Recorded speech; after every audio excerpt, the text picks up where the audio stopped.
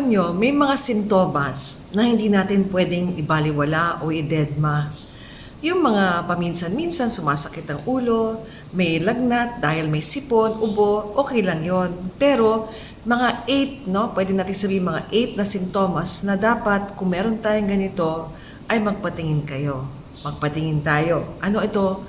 Ano-ano itong mga sintomas? Number 1, biglaang at sudden at unexplained, no? Na nabawasan kayo ng timbang. Sudden unexplained weight loss. Hindi naman kayo nagda-diet, hindi man kayo grabe nag-exercise, pero papayat na kayo ng papayat, nangangayayat kayo, you have to have a checkup. It could mean hyperthyroidism. Siguro yung thyroid nyo ay acting up. Or, worst case scenario, it could be a malignancy. May cancer sa katawan, mabuti magpatingin at maagapan. Kasi itong cancers, kumakain sila ng sustansya ng katawan. Kaya, nangangayayat ang tao na hindi naman walang paliwanag. Okay? Number 2, persistent nagging pain. Yung parang itong sakit sa katawan na hindi nawawala kahit ipahinga mo. For example, yung ulo mo, napakasakit na hindi ka na makatulog. O may mga parte ng katawan, napakasakit, hindi ka na makatulog. Tapos alam nyo, kung yung sakit ng ulo ay dahil kunyari sa kailangan mo ng salamin, usually yan, nagiging grabe sa hapon. Pagising mo sa umaga, masakit na yung ulo mo at grabe at more or less same part of the head. It's better to have a checkup. Okay? So do not neglect persistent nagging pain. Number 3, change in bowel or urinary or bladder habits. Ibig sabihin nag-iba yung inyong pagdumi o pag-ihi. Definitely kailangan magpatingin. For example, lagi kayong constipated o nagda-diarrhea o palit-palit, kuminsan diarrhea, kuminsan constipation, or may dugo sa ihi o may dugo sa dumi. Definitely magpatingin. Yung dugo sa dumi, pwedeng almoranas lang o pwede naman tumor dun sa mababang parte ng digestive tract, no? Kung itim na itim naman yung ating dumi, no? It could be may dumudugo na ulcer dito sa tiyan o sa upper intestine. So, have a checkup. Okay? O blood. Any blood in the stools or urine. Number 4, chronic extreme fatigue. Ang ibig sabihin nito ay lagi kayo napapagod, no? Tapos grabe pagkapagod. Noon kaya niyong gawin ito. Itong trabaho lang, konting galaw lang, parang hapong-hapo na kayo. You have to have a checkup. It can be a problem with the heart, with the lungs, or it could even be a malignancy. That's eating up. Sabi ko nga, kinakain niya, hinihigop ng isang cancer ang ating sustansya sa katawan. Repeated dizziness, laging nahihilo, no? Or nahihimatay.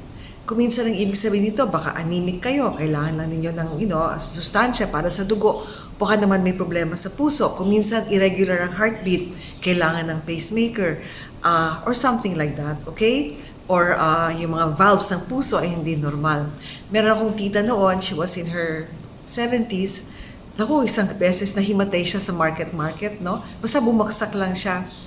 Turns out, kailangan niya ng pacemaker kasi yung puso niya, irregular ang heartbeat. So, nawawala ng dugo at oxygen ng utak, nahihimatay. So, kung madalas kayong mahimatay o mahilo, please have a checkup. It could be nothing. Pwedeng Meniere's disease lang, no? Or yung parang vertigo or benign paroxysmal vertigo na nahihilo lang kayo pa nag-iiba ng posisyon or else medyo nabibigay kayo ng konti. Pwede rin hilo ang simptomas or vertigo na tinatawag na umiikot ang kwarto, etc. Pero kung minsan, mas seryoso.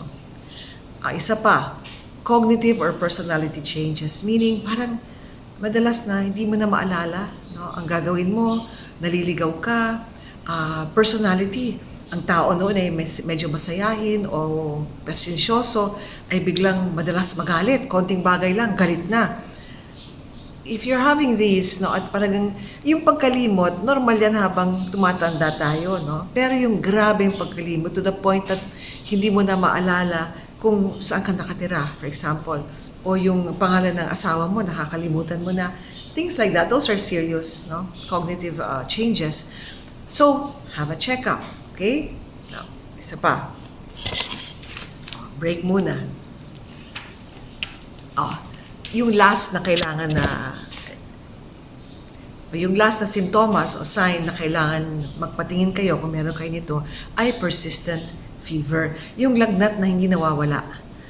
As I said earlier, no, lagnat ay usually pag may sakit, na sipon, trangkaso, ubo, pati COVID, no, yung Omicron. Kung may lagnat, usually may dahilan na hindi naman nakakatakot. Pero kung persistent, hindi nawawala, baka, alam mo, sintomas din ito ng malignancy, ng leukemia o lymphoma. And like everything, dapat maagapan. So those are general symptoms na kung meron kayo nito ay dapat magpatingin. Again, review. Number 1, sudden unexpected weight loss. Nangayayat kayo na hindi mo alam kung bakit. No? Number 2, nagging pain. Yung sakit sa katawan na hindi nawawala. No?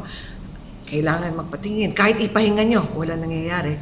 Number 3, changes in your urine or stools, pagdumi o paghihi, no? May mga dugo o hindi kayo regular o biglang constipated palagi or may persistent diarrhea. Number 4, changes in behavior.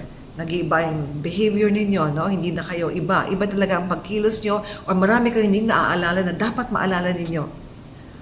Next is yung chronic fatigue, no? Extreme fatigue. Hapong-hapo kayo, hindi niyo magawa mga kailangan niyo gawin. Kahit wala naman kayo masyadong ginagawa, ang feeling niyo lagi kayo napapagod.